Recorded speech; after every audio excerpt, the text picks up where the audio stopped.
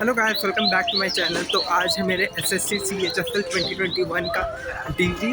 तो reporting time 9:30 में था एंड 9 बजे मैं निकल रहा हूँ यहाँ से। 1 घंटे का रास्ता है, तो 1 आवर हाफ एन आवर में लेट हो जाऊँगा। सो लेट्स सी क्या होता है, जो भी होगा देखा जाएगा। तो बाकी आज पूरा होल डे एक्सपीरियंस मैं शेयर करने वाला हूँ एंड आपका जो भी क्वेरी है I will try to resolve. तो वीडियो में बने रहिएगा। बाकी मिलते हैं CGO कॉम्प्लेक्स पहुँच के। अब चाहे जिंदगी ऐसी जी, अब चाहे जिंदगी है।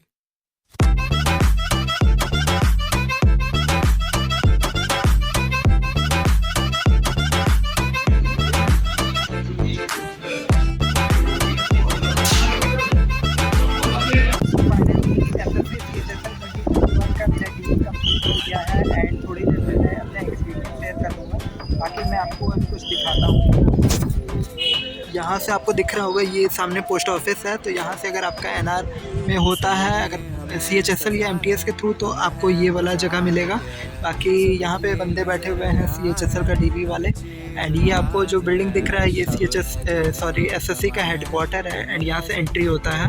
बाकी ये BSF का हेडक्वार्टर है, ये DCPW का हेडक्वार्टर है, ये नेशनल इंफॉर्मेटिक सेंटर का हेडक्वार्टर। मैं जूम करूँ तो आपको दिखाई दे रहा है। एंड इसी के बगल में ITBP का भी हेडक्वार्टर है। सब कुछ एक ही जगह पे है।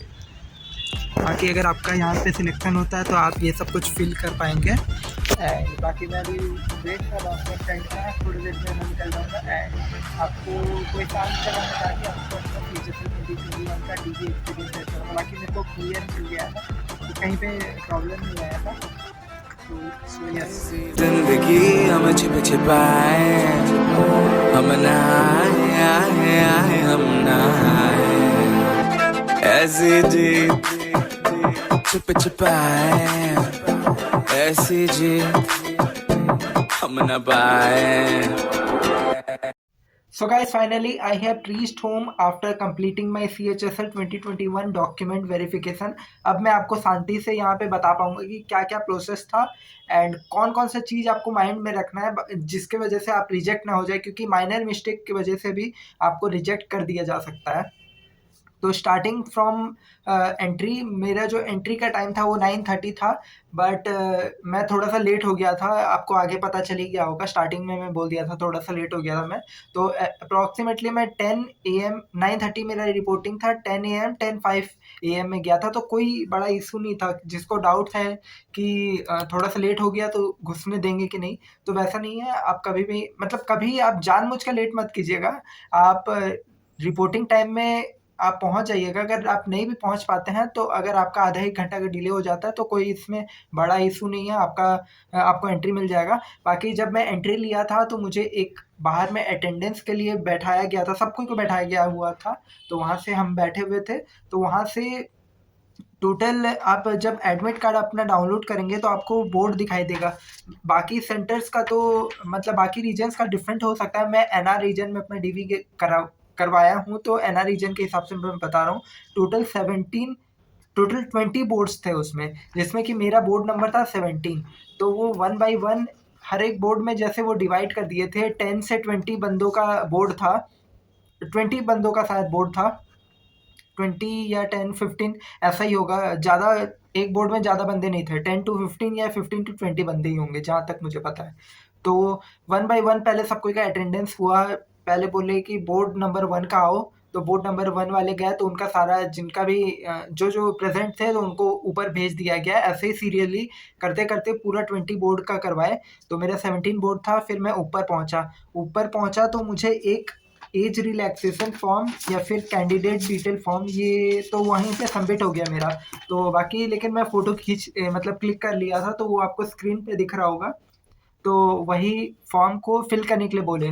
उसमें कुछ ज़्यादा है नहीं, बस नेम लिखना है, रोल नंबर लिखना है, आप एज रिलैक्सेशन ले रहे हैं कि नहीं, बस सिंपल चीज़ था। तो वो मैंने फिल कर लिया एंड उसके बाद बैठने के लिए बोले।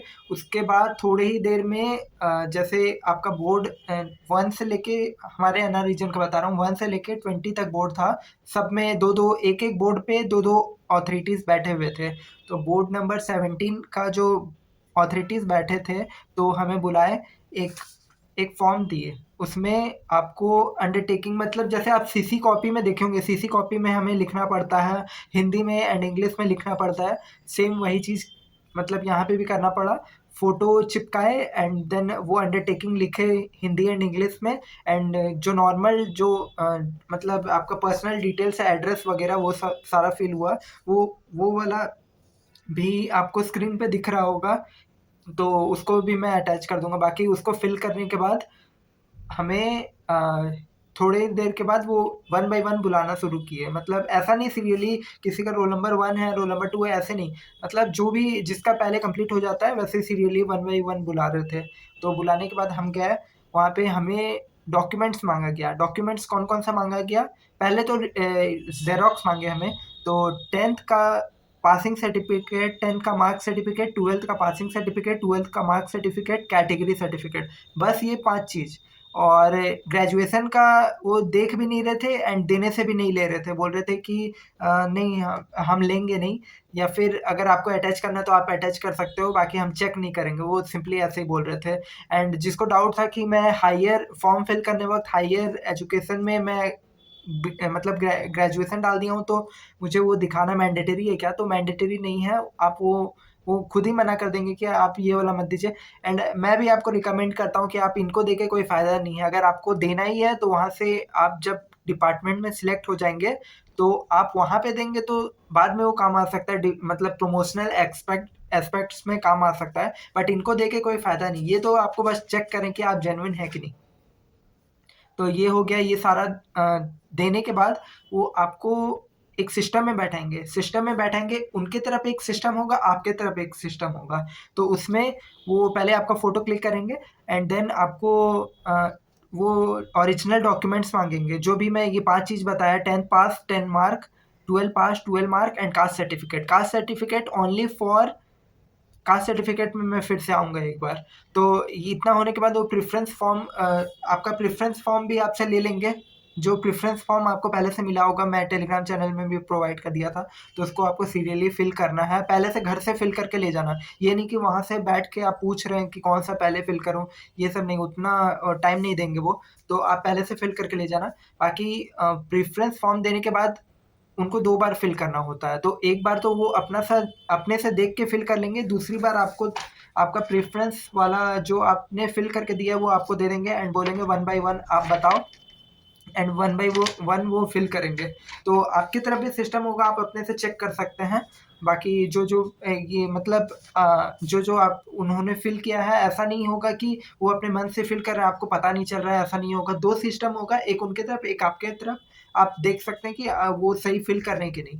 तो इतना होने के बाद देन आपका फिर से डॉक्यूमेंट चेक किया जाएगा, फिर से डॉक्यूमेंट चेक किया जाएगा।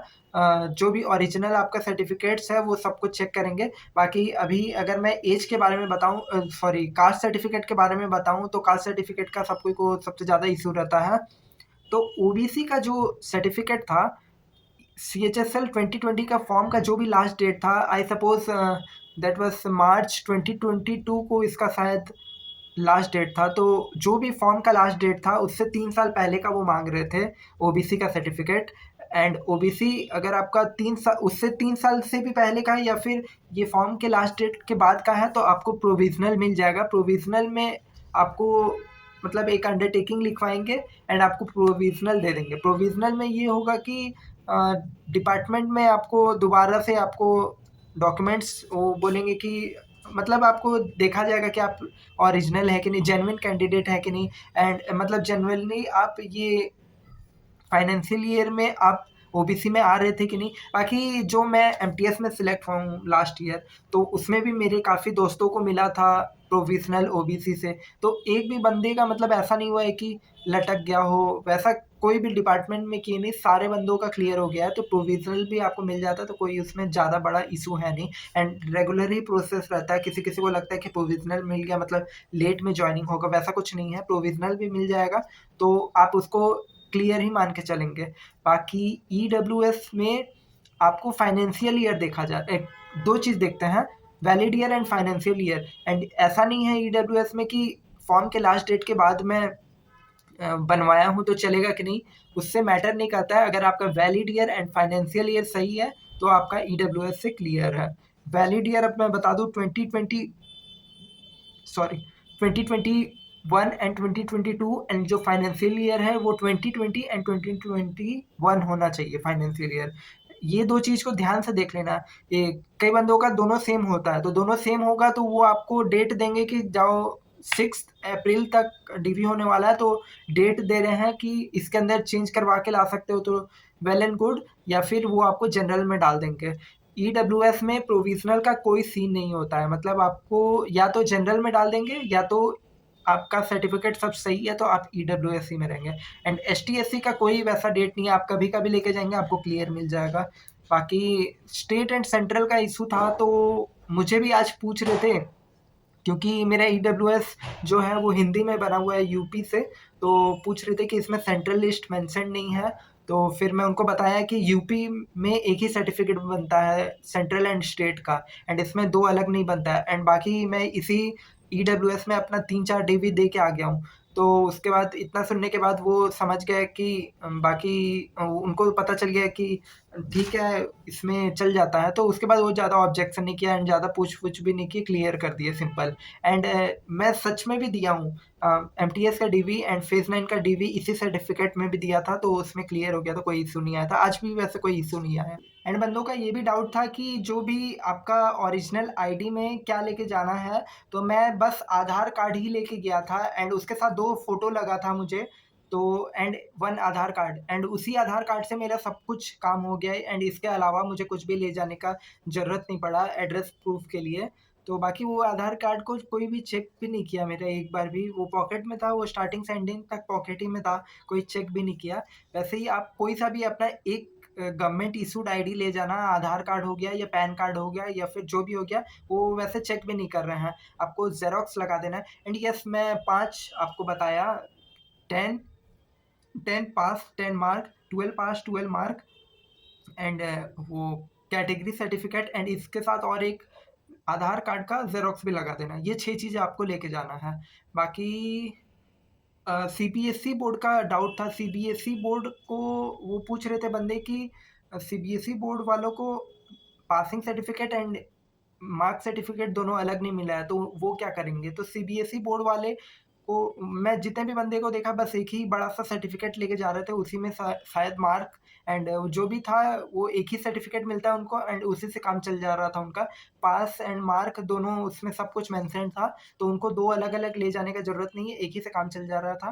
बाकी जो भी आईसीएसई बोर्ड से है, उनको मैं बता दूँ कि आप अगर 2015 से पहले के पास आउट हैं, तो आप अपना सर्टिफिकेट चेक कर लेना, उसमें डेट ऑफ इश्यू नहीं होगा। मेरे भी सर्टिफिकेट में डेट ऑफ इश्यू नहीं था, तो उसके लिए मैं आईसीएसई के हेडक्वार्टर में मेल किया था एंड उनको ये क्वेरी पहले ही बता दिया था कि मेरे सर्टिफिकेट में डेट ऑफ इश्यू है नहीं एंड डॉक्यूमेंट वेरिफिकेशन में वो ये चीज़ देखने वाले हैं, तो इसके लिए मैं क्या करूँ? तो उन्होंने मुझे एक मेल में रिप्लाई किया था एंड उसी को उसमें मेंशन था मेरा सर्टिफिकेट, 10th का सर्टिफिकेट का भी इशू हुआ था, 12th का सर्टिफिकेट का भी इशू हुआ था, तो उसको मैंने उनको दिखा दिया, तो उसको देख के वो मान गए एंड कोई भी मुझे कोई इसके अलावा इशू नहीं आया। बाकी आप भी एक बार चेक कर लेना अगर आप आईसीएसई बोर्ड से हैं, 2015 से पहले के हैं, 2015 के बाद से तो मेंशन होने लगा था, उससे पहले के हैं तो आपके सर्टिफिकेट में डेट ऑफ इशू नहीं होगा, तो अगर नहीं होगा तो आप आईसीएसई हेडक्वार्टर में मेल करके आप डेट मंगवा सकते हैं अपना। सब कुछ कंप्लीट होने के बाद आपको एक ऐसा फॉर्म मिलेगा जिसमें आपका सारा डिटेल्स दिया होगा एंड आपको नीचे साइन करने के लिए बोलेंगे, तो आप इसमें चेक कर लेना, आपका सारा डिटेल्स एक बार चेक कर लेना, देन ओनली आप साइन करना है। एंड इसमें भी लास्ट में आपका प्रेफरेंस, आप जो प्रेफरेंस भरे हुए हैं वो भी आपको यहाँ पे शो होगा, तो यहाँ पे ये सब कुछ एक बार गो थ्रू कर लेना। वो बोलेंगे साइन करो, बट आप थोड़ा सा टाइम लेके ये सब कुछ एक बार ऊपर से देख लेना कि आपका सारा डिटेल सही है कि नहीं, एंड लास्ट में आप साइन मार देंगे। टोटल ऐसा वाला 2 फॉर्म है एंड इसमें भी यहाँ से भी आपको मैं स्क्रीन पे लगा दूंगा, आप देख लेना। बाकी यहाँ से भी ऐसा आपको फॉर्म मिलेगा, इसमें आपका फ़ोटो रहेगा, डेट रहेगा, सिग्नेचर वगैरह रहेगा। ये टोटल 2 फॉर्म आएगा, एक वो रख लेंगे अपने पास, दूसरा ये आपको नीचे साइन करने के लिए एंड वो अपना भी सिग्नेचर इसमें करेंगे एंड वो आपको ये वाला रिटर्न कर देंगे। बाकी इसमें आपका जो भी डाटा उन्होंने कंप्यूटर में फिल किया, आपका सब कुछ इस 2 पेपर में है, सारे रीजन्स में मिलेगा। तो जब आपको लास्ट में आपका सारा डॉक्यूमेंट्स चेक हो जाएगा तो आपको लास्ट में ये दिया होगा, तो आप एक वन बाय वन करके आप थॉरोली एक बार ऊपर से नीचे देख लेना कि आपका सारा डिटेल्स वो कंप्यूटर में सही से फिल किए कि नहीं, एंड सही से फिल किए होंगे तो आप नीचे सिग्नेचर मार लेना and then your DB is over, खत्म। बाकी आपको जो भी कुछ क्वेरी होगा, एंड काफ़ी बंदों का छोटा मोटा भी क्वेरी रहता है, तो आपका जो भी छोटा मोटा कोई भी क्वेरी रहेगा तो वो आप नीचे कमेंट डाउन कर देना। I will try to reply you all, जो भी जेन्युइन क्वेरी रहेगा सबको को मैं रिप्लाई करने की कोशिश करूँगा। बाकी I hope I have clear all your doubts. मिलते हैं किसी और वीडियो में, and I hope you have like this video. तो मिलते हैं किसी और वीडियो में, तब तक के लिए थैंक यू, बाय बाय।